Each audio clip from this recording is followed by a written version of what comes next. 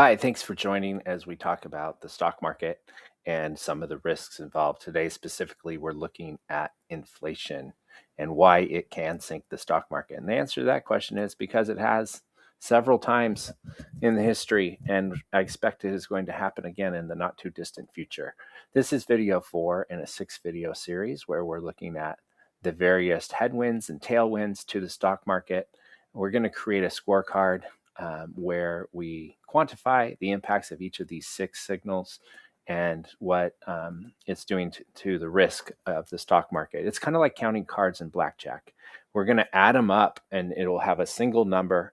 And when that number gets very positive, then it's a good time to invest. When that number gets very negative, it's a bad time to invest.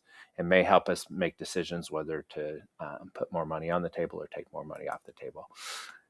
So the reason the market is so expensive today, and we covered how expensive in our first 2 videos and just how elevated and risky the market is today. But the reason it is because these bullets here have been helping prop it up, have been helping it stay high. Liquidity, we talked about that in our prior video. Today we're diving into inflation and unemployment, which have been under control, especially unemployment is quite low. There's a lot of optimisms. Earnings have been pretty good, so the market's been high. Why inflation matters? Because when inflation goes up, the Fed has to try to control it, and they do that by raising interest rates. And when interest rates go up, the economy slows down. Fewer people are borrowing money to buy houses and cars. Businesses aren't borrowing as much money for, factory expansion or tractors. So that means that the amount of cash available to the economy goes down, risk appetite goes down, stock prices go down. That's how it works. Inflation rate over time. You can see historically back in the 80s, it was quite high. So if we compare it to that period of time, we're looking pretty reasonable. But if we compare inflation today versus where it's been the past 15 years, it seems pretty high.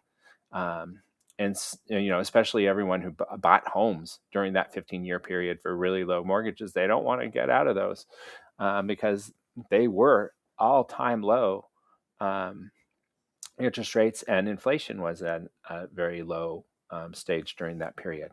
Of course, we do see an exception around COVID because remember when the market shut down, the response was to lower interest rates. The response was to pump money into the economy with stimulus and quantitative easing, and there were supply chain disruptions which caused inflation to spike. So what happened?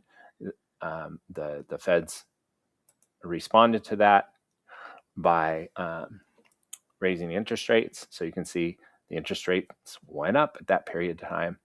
And lo and behold, the stock market went down. Remember in 2022, we saw a double-digit decrease in our major indices.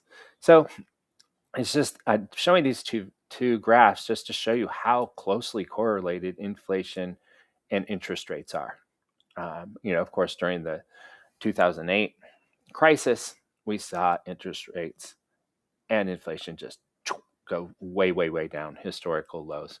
So what's this mean to where we are today? We're in a moderate place. I mean, it feels high because people haven't seen high interest rates in so long, or moderately high interest rates in so long. I would say these are moderate interest rates. The Fed has a lot of flexibility to raise or lower them.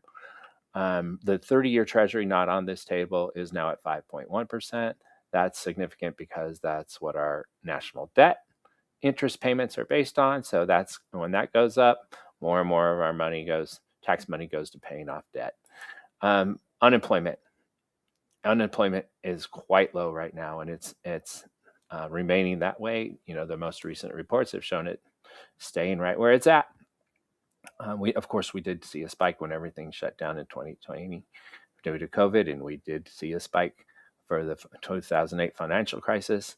No surprises here. It's just saying we're at a good place right now. So when the Fed tries to balance unemployment with inflation, they have plenty of room to raise interest rates and not really get to a really bad place with unemployment. So why unemployment matters? Of course, when that goes up, fewer people are working, fewer money is spent, stock prices go down. liquidity goes down too to drive the stock prices down. But then the Fed, of course, responds by lowering interest rates. Liquidity goes up, stock prices go up. This was exactly what happened in the 2008 financial crisis, and we saw that on those prior graphs. So, summary where we are today: interest rates, T-bill rates, and unemployment have helped drive the stock market the past 15 years, except during COVID when we saw those spike and then the stock market went down. So, current situation.